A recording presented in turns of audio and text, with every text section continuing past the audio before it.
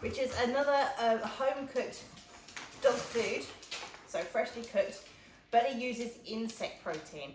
Now, insects are incredibly high in protein, and they're also incredibly environmentally friendly. So we wanted to give this a go because this one hasn't found a food that he actually enjoys eating and will eat an entire portion of yet.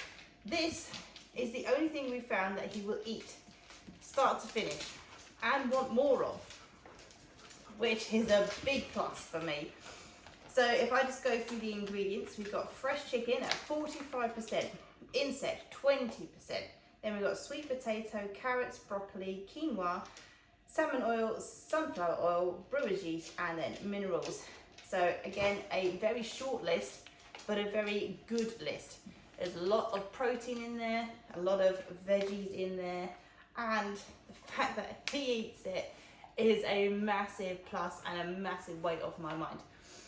Now, this, like every other dog food that you probably come across, comes as a subscription service. You order it, you get a free trial, which for him I think worked out £8 for the first box, and then on your second box it jumps right up. Now, if you can decide to do it as a whole meal, so just feed this and nothing else, it is a complete food, or you can split it in between perhaps this and biscuits, or you can add your own veg to bulk it out a little bit. So you can half feed it, saving on some cost a little bit. Yeah. And then, or you can use it as just a topper, just a gorgeous. Just so he's getting some of the protein and obviously some of the minerals that he might be missing if your dog's a bit of a fussy eater. Where he's at, apparently he should be having 400 grams a day. It's 200 morning and evening, for 4 of each flavour, and they are 700 gram bags. This one and this one, and the flavours are Beef Brigade, Pork Power, Chicken Coop, and Cod Crew.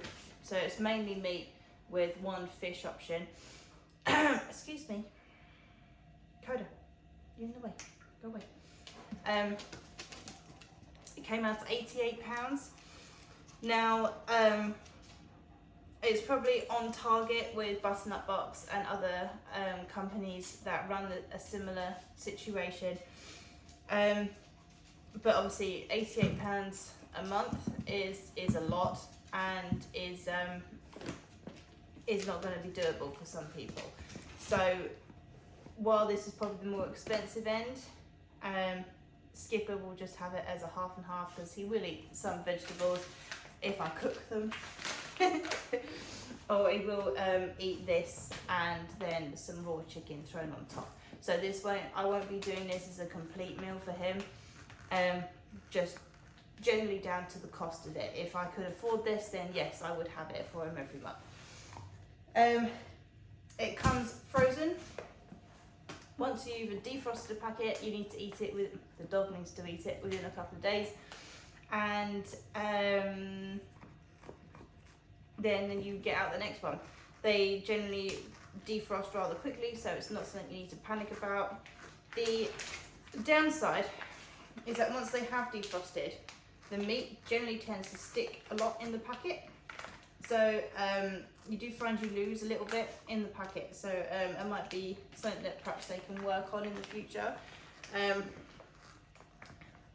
As much as they're trying to be amazing with insect protein, they're giving you plastic packets. I'd love to see them be a bit more environmentally friendly. I know it's really hard to do with fresh food, but obviously I can't recycle this.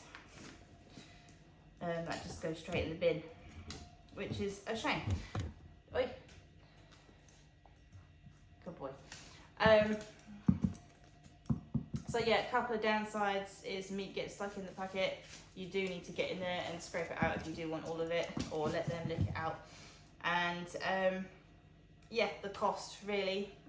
So other than that, the fact that he eats it, I am going to give it a 4 out of 5 paws. Only because it's got a couple of niggly downsides, cost and the packaging. Everything else is amazing. So hopefully someone at Tuggs can see this and maybe take it on board as something to work on. But yeah, if you're thinking about Tuggs and you do have a fussy dog, this happens to be the only one that my dog has eaten. So perhaps give it a go, try their trial and see what your dog thinks. But yeah, he has liked every single flavour. So yeah, we can't complain there. But we will see you on the next video.